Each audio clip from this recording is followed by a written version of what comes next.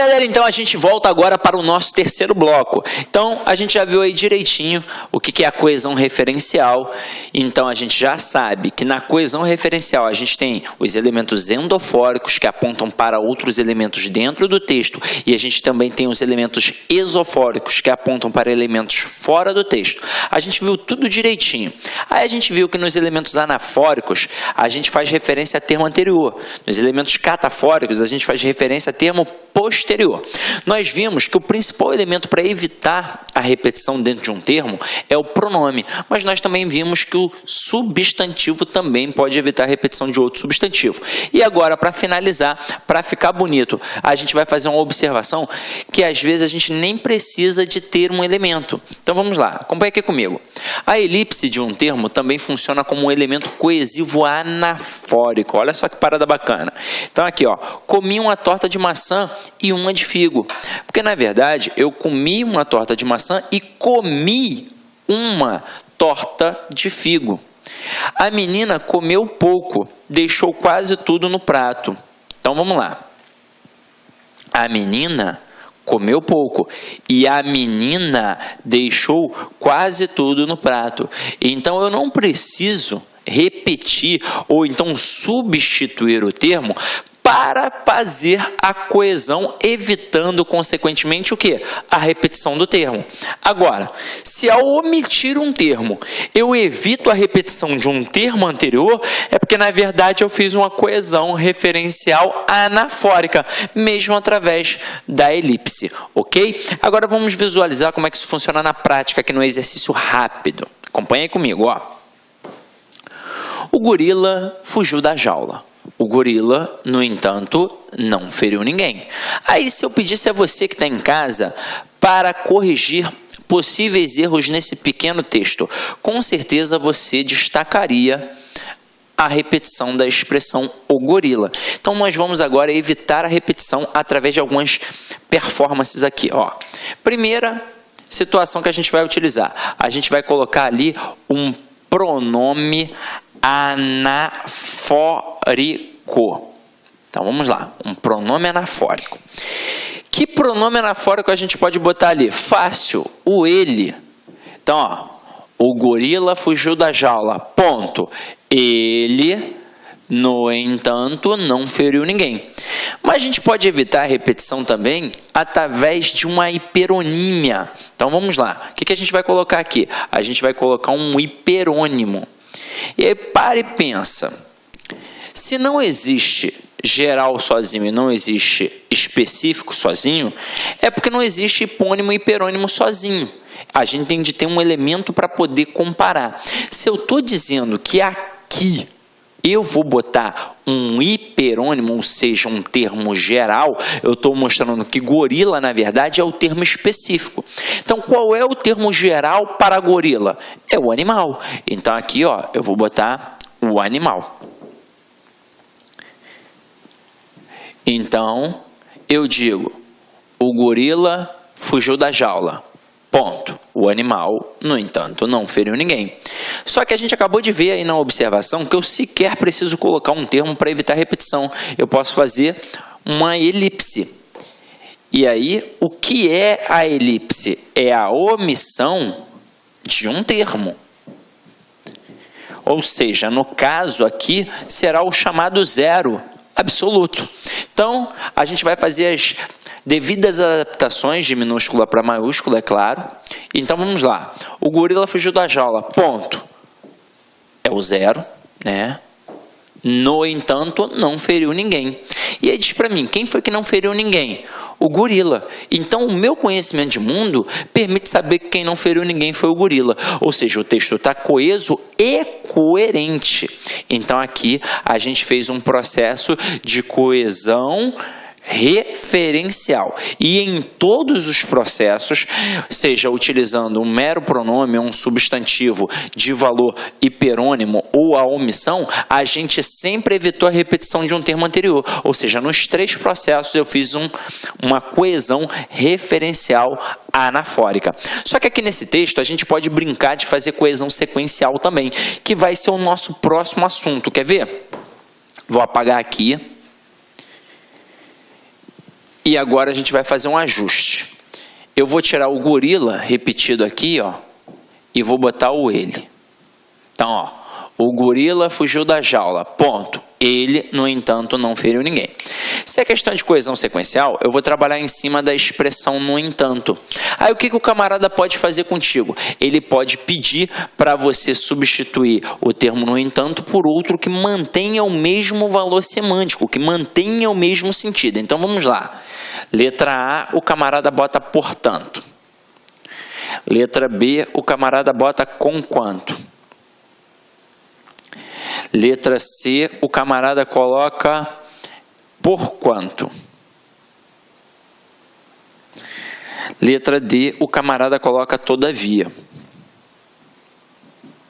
Aí, o que pode acontecer com o candidato? Ele pode olhar e pensar assim, caramba, no entanto, portanto, conquanto, porquanto, e é tudo muito parecido. É uma dessas daqui. Só que não é assim. A intenção do avaliador foi essa, foi te derrubar de acordo com a pronúncia da expressão. Só que para eu substituir o no entanto por outro que mantém o mesmo valor semântico, primeira coisa é saber o valor semântico do no entanto. E o no entanto aqui é uma expressão adversativa, ou seja, indica uma oposição. E por que tem a oposição ali? Simples. Quando eu digo que o gorila fugiu da jaula, para e pensa, se o camarada está numa jaula é porque ele é perigoso. E se ele fugiu da jaula é porque, teoricamente, ele vai ferir alguém. Porque se ele está dentro da jaula é para evitar que ele fira alguém. Só que, no entanto, ele não feriu ninguém. Ou seja, ele quebrou a lógica. Ou seja, por isso teve uma oposição. Por que não pode ser o portanto? Porque o portanto é conclusivo. Por que não pode ser o conquanto? Porque o conquanto é concessivo.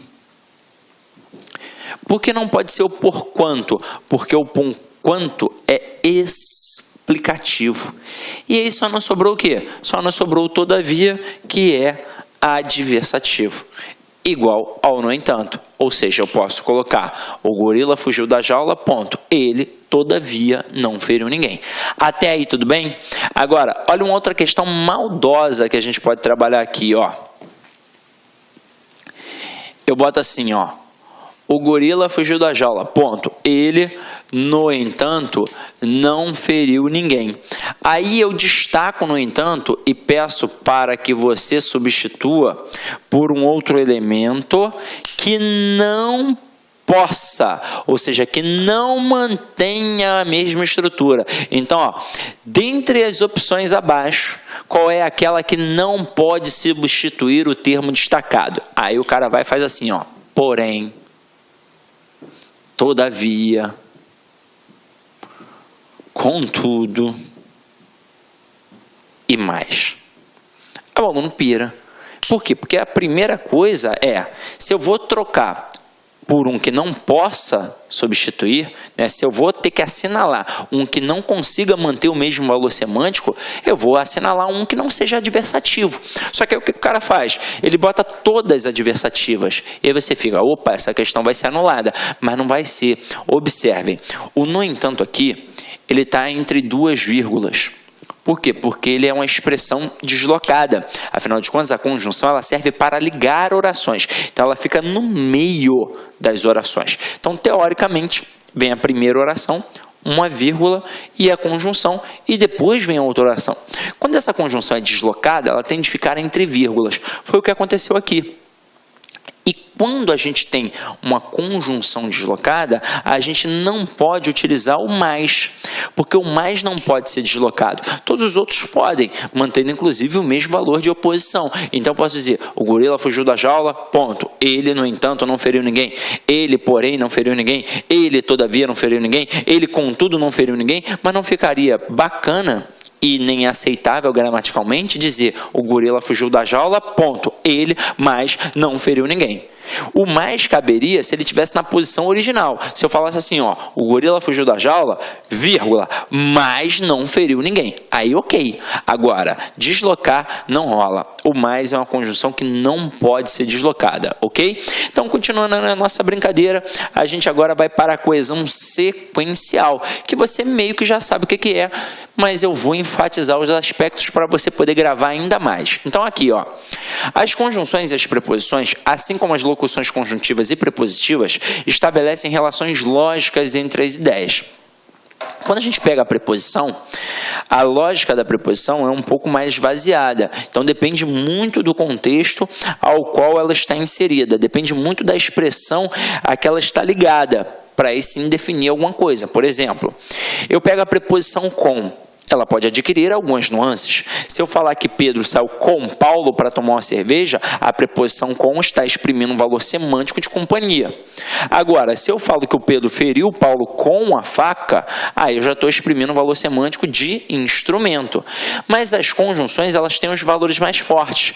Agora, é óbvio que a gente vai avaliar o contexto, mas um porém, por exemplo, sempre vai ser adversativo, sempre vai indicar uma oposição. Agora, vem aqui comigo para os exemplos. Caso precise de mim, telefone. Então, o termo caso, ele indica o quê?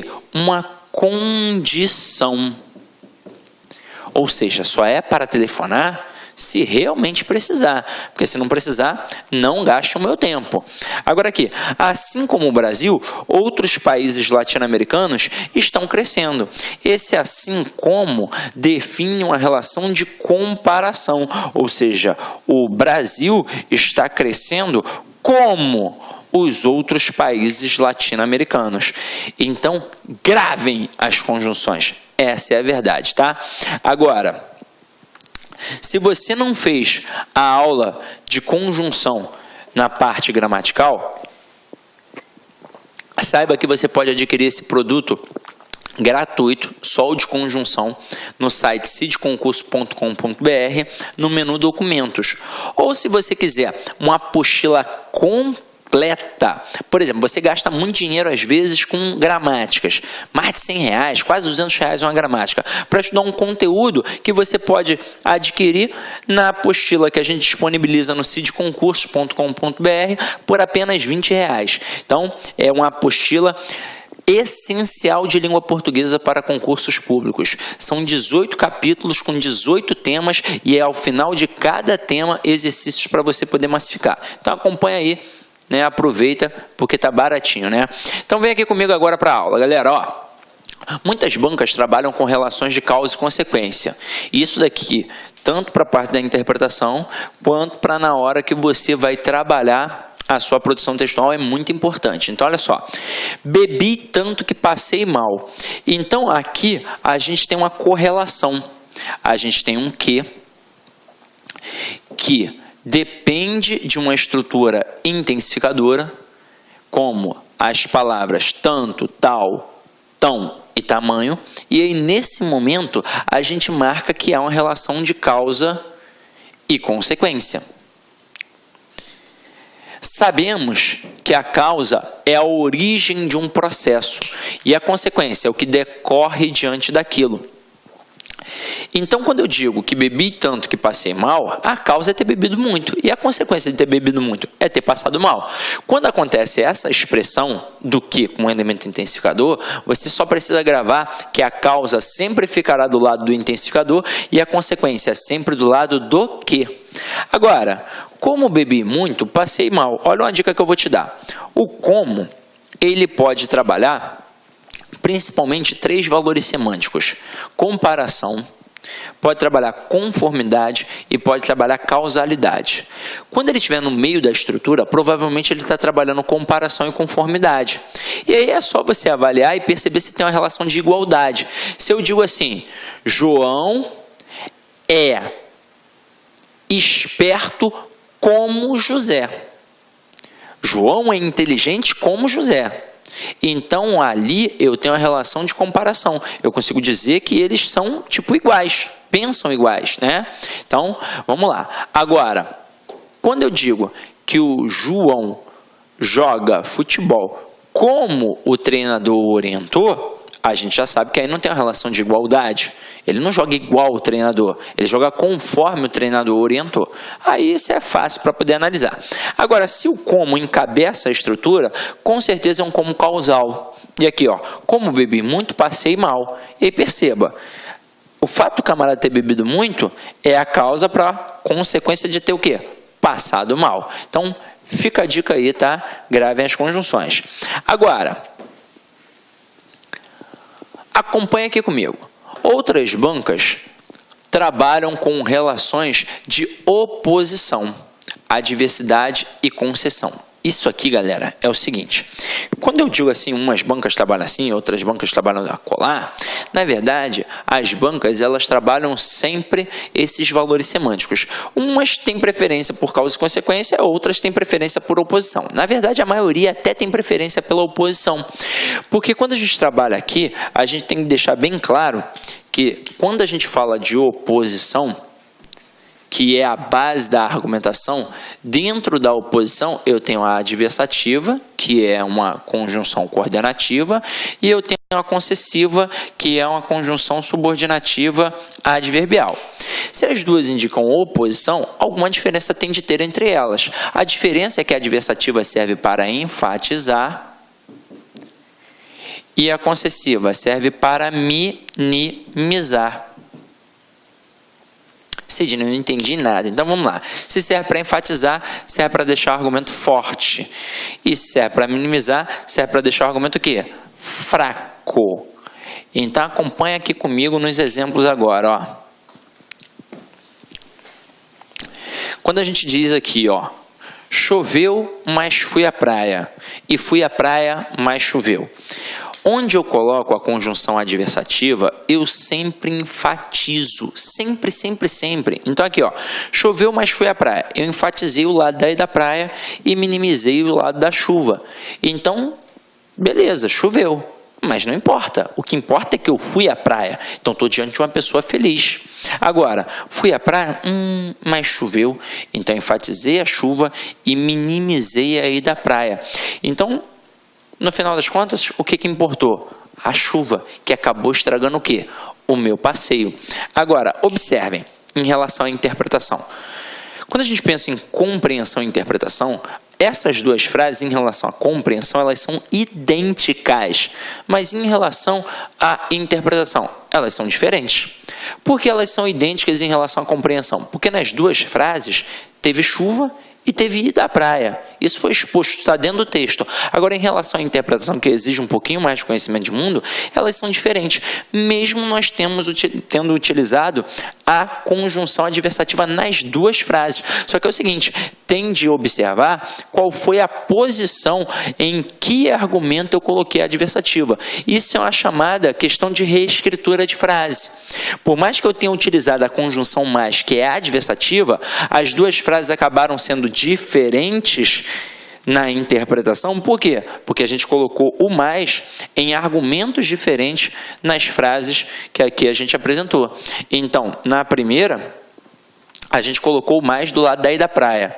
Então, enfatizamos a ida à praia. Na segunda, a gente colocou a conjunção do lado da chuva. Então, enfatizamos a chuva e por isso acabou sendo diferente. Agora, olha só esta outra expressão aqui, em que a gente trabalha uma conjunção adversativa e na outra uma conjunção concessiva, e que vão acabar sendo o quê? Iguais, mais uma vez pela posição da estrutura que a gente vai utilizar. Então, na primeira, choveu, mas fui à praia. Então, enfatizei a ida à praia e minimizei o quê? A chuva. Então, estou diante de uma pessoa feliz. Agora, na outra, ainda que chovesse, fui à praia. A conjunção concessiva, ela minimiza. Consequentemente, faz o que com o outro lado? Enfatiza. Então, aqui eu minimizei a chuva e enfatizei a da praia. Exatamente como a gente fez no exemplo acima. Então, na hora da prova, quando o camarada trabalhar as adversativas e as concessivas, numa questão, por exemplo, de reescritura de frases, você tem de observar o que realmente está sendo enfatizado. Quando o cara usa a adversativa, ele enfatiza aquele argumento e minimiza o outro. Quando ele usa a concessiva, ele minimiza o argumento que ele está utilizando a concessiva para poder fazer o que com o outro lado? Enfatizar. Então, muito cuidado, tá? Aqui eu coloquei para vocês algumas expressões adversativas e concessivas. Adversativa, mas, porém, contudo, todavia, entretanto, no entanto, e por aí vai. Concessivas, embora, ainda que, apesar de, mesmo que, por mais que, conquanto, malgrado e não obstante. e por aí vai também. Então, gravem as conjunções, tá? Agora, o que a gente vai fazer? Vai cair para dentro das questões para poder observar como é que isso funciona na prática. Então, vamos lá, ó. Primeira questão aqui, ó. Deixa eu só beber uma água. Aperto no peito, frio na barriga, cabeça quente. Quem nunca usou essas expressões para traduzir uma emoção? O pronome em destaque cumpre papel coesivo no texto, uma vez que, vamos lá, antes de olhar para as opções, a gente aprendeu que o pronome demonstrativo ele serve para fazer referência a elementos de forma distributiva, principalmente para mostrar a questão da posição. Quando a gente tem dois elementos anteriores, a gente trabalha o este ou aquele. Quando a gente tem um elemento anterior, a gente trabalha o esse. Então aqui... Olá, meus amigos, minhas amigas, eu sou o professor Luiz Antônio Carvalho, eu estou aqui para fazer um convite muito especial para você que acabou de assistir essa nossa aula específica, aula top de linha para o concurso da Universidade Federal do Rio Grande do Norte 2019. Nós aqui da La Concurso montamos um super curso completaço, ponto a ponto do digital. Essa aula que você assistiu é uma pequena parte da aula, ela não é completa, é uma aula demonstrativa. Essa é a intenção de demonstrar o nosso trabalho, a qualidade do nosso produto. Então convido você ao seguinte, para clicar aqui embaixo, tem um link, você vai ser direcionado diretamente para o site da LAC e ali você pode fazer sua matrícula num curso completaço. Eu tenho certeza que você não vai se arrepender, ponto a ponto do digital, por apenas 10 parcelas de R$20. 80 dias de acesso, o nosso cargo é assistente administrativo, ali está técnico, um erro do nosso marketing aí. Então, 80 dias de acesso, você vai poder assistir quantas vezes quiser e na hora que desejar. Bacana? Dá tempo, o digital não está difícil, eu conheço esse digital com uma palma da minha mão, já estudei esse digital, já tenho até um vídeo gravado com análise desse digital, então convido vocês aí a pagarem, fazendo investimento, vai ser o melhor investimento da sua vida, 10 parcelas de R$20 aqui na La Concursos, que você não vai se arrepender. Bacana, meus amigos? Um forte abraço e espero vocês. Tchau, tchau. Clique lá.